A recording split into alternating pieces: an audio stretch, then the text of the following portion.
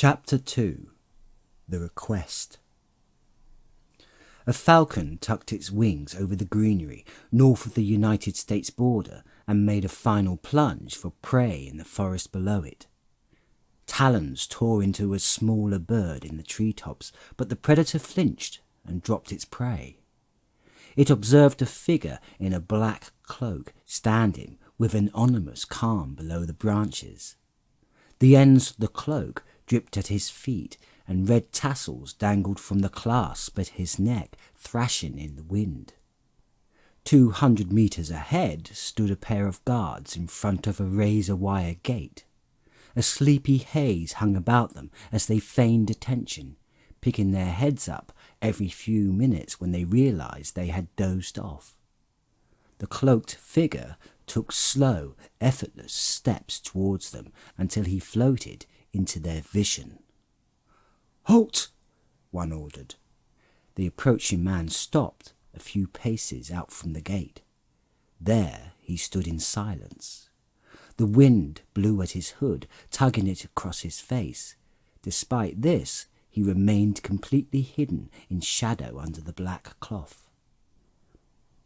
The gust eventually won, and the hood was pulled just right to reveal pale, grey lips and a sly smile that drew the corners of his mouth just a bit past good intentions.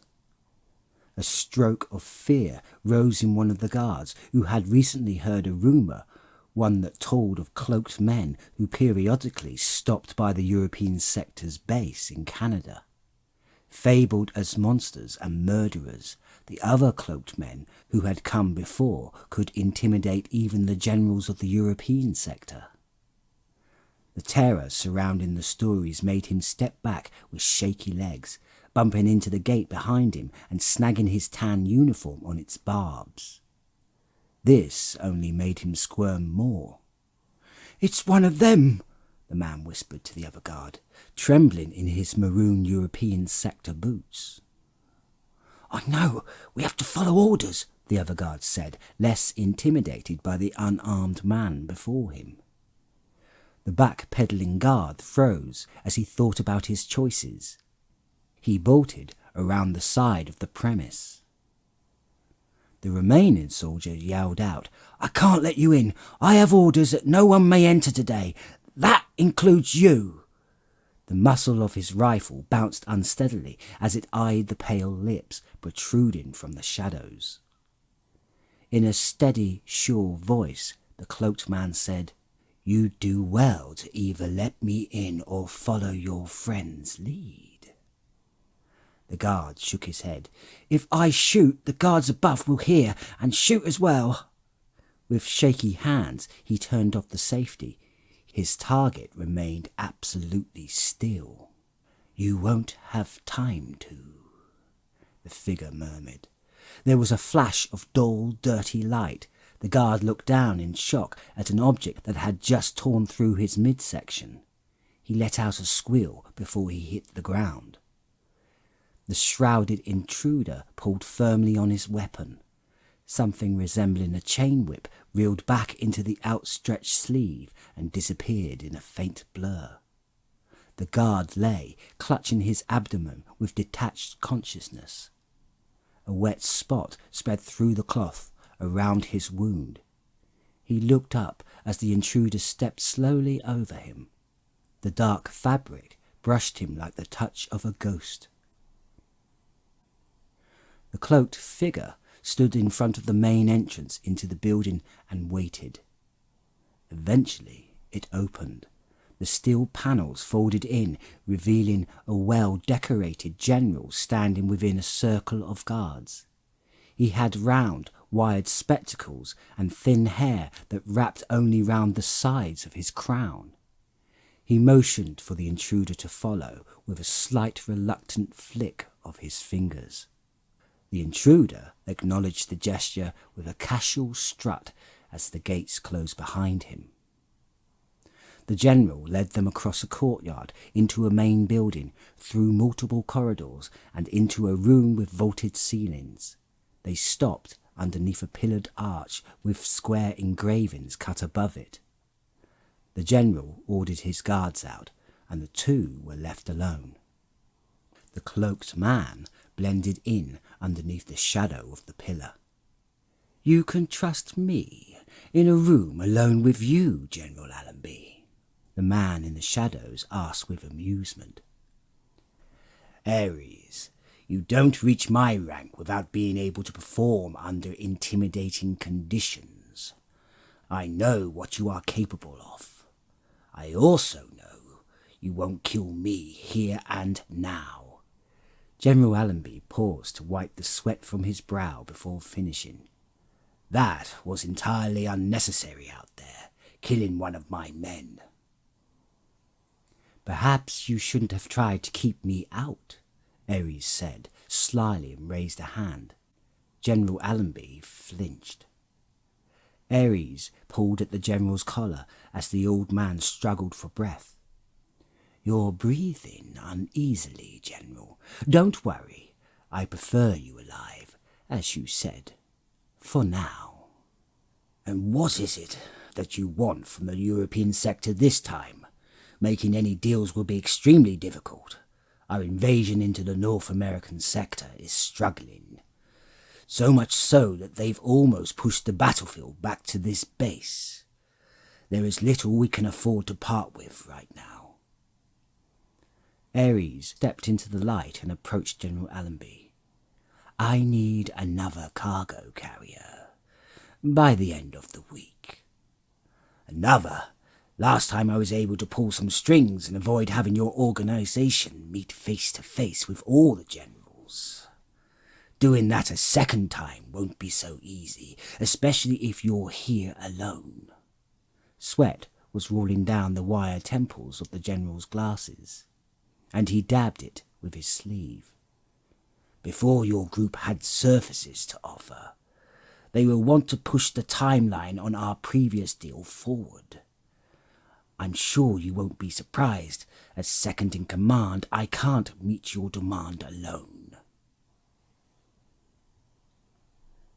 Ares leaned in closer. "I'm aware."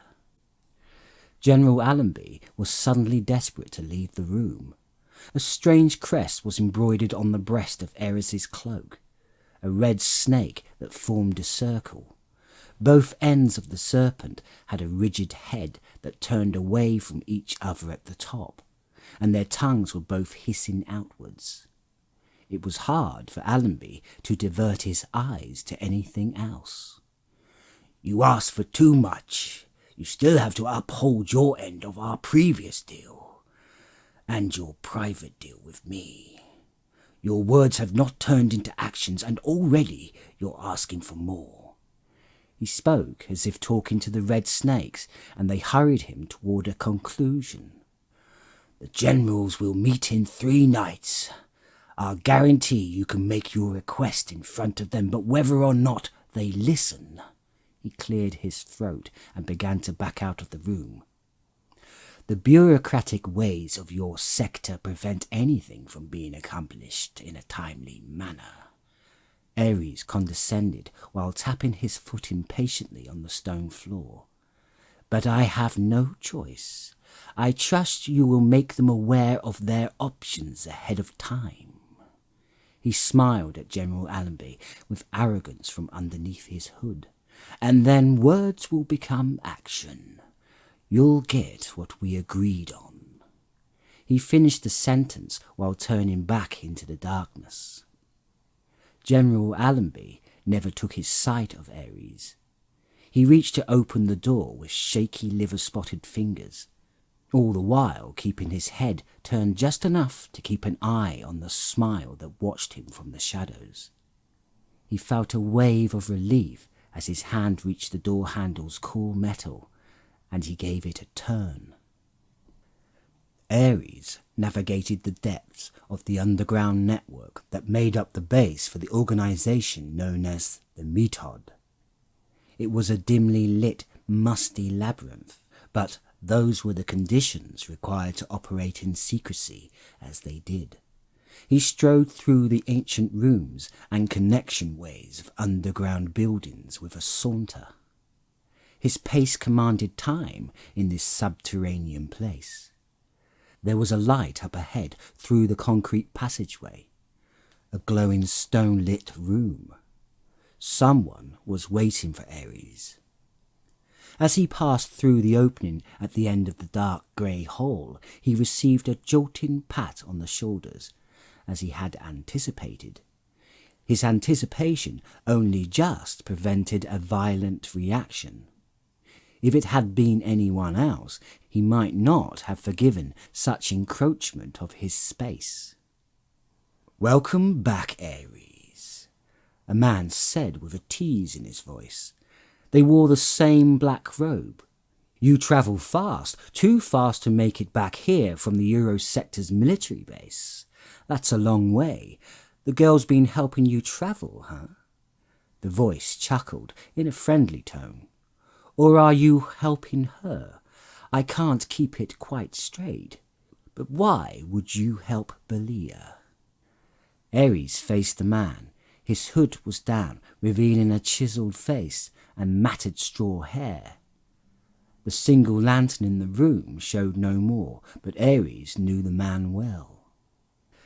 "Tessio, you know I helped the course alone. The plans cannot afford any delay." Right. But perceptions being what they are when you're trapped underground most of the time, wouldn't want the boss to get the wrong idea. I noticed he's been watching. Ares sighed through his flared nostrils. Let him watch. I'm gaining power for the Mitad. That's all I'm after. Power. No woman, no man, nothing will get in my way. Now you're talking more than usual, Tessio. I think that's enough. What's gotten into you tonight? Tessio put an arm around Ares, which Ares merely tolerated with a squint. We're brothers in the Mitad. We've been working together, 8 years now? I'm looking out for my superior officer. If you keep it up with this favours for Belia stuff, he's going to notice. That's all. I appreciate the warning, but I'm well aware. You know I'd beat down any other subordinate who talked to me like that. Ares smirked as he said it, showing the first hint of emotion. Why do I tolerate you? Tessio nodded. Because I'm good. You appreciate my skills and they serve you well.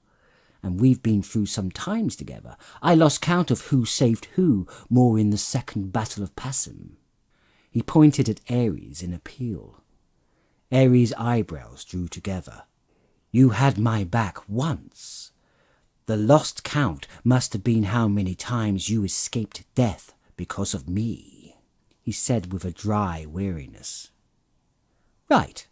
Tessio's pointer finger dropped and he looked at the ground. But the point is that you put up with me. He shrugged and nodded to himself. Besides, I wanted to tell you before you get into the meeting that they've given up on Constantine. He didn't return, and the search found his lookout point destroyed. Destroyed? How? Ares asked sharply. Tessio turned his lower lip. I don't know. I wasn't there myself. Scouts said the silo had a big hole in it. Braxton's men must have seen him coming. Unlucky. But I said from the beginning that we shouldn't send some fresh, weak Ostaka.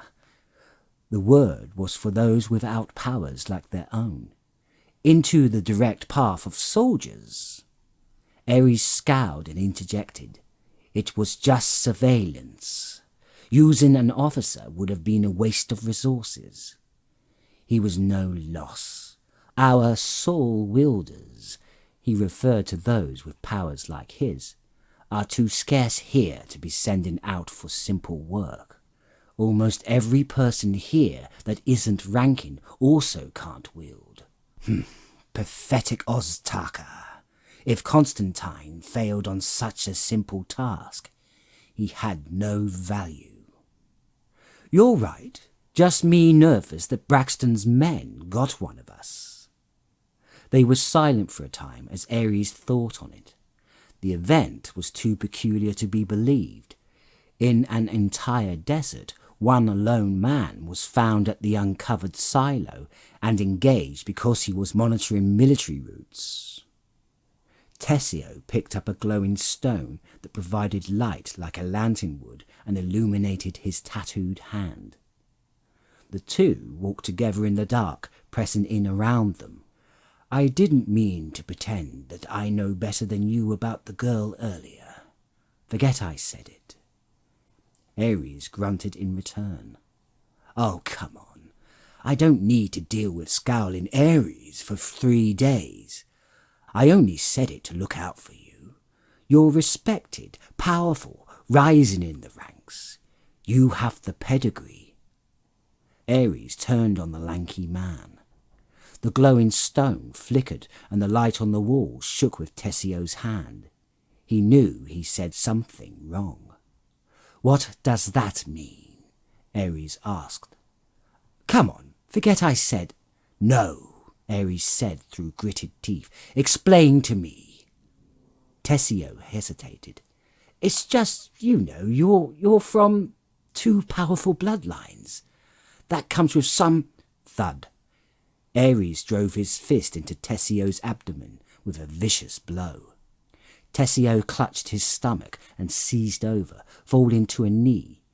He barely kept hold of the light stone as spittle flew from his mouth.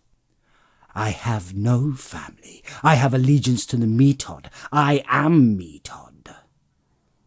Ares grabbed his subordinate's hair and yanked his head up.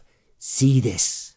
He pointed to the 2-headed snake emblazoned on his breast in red.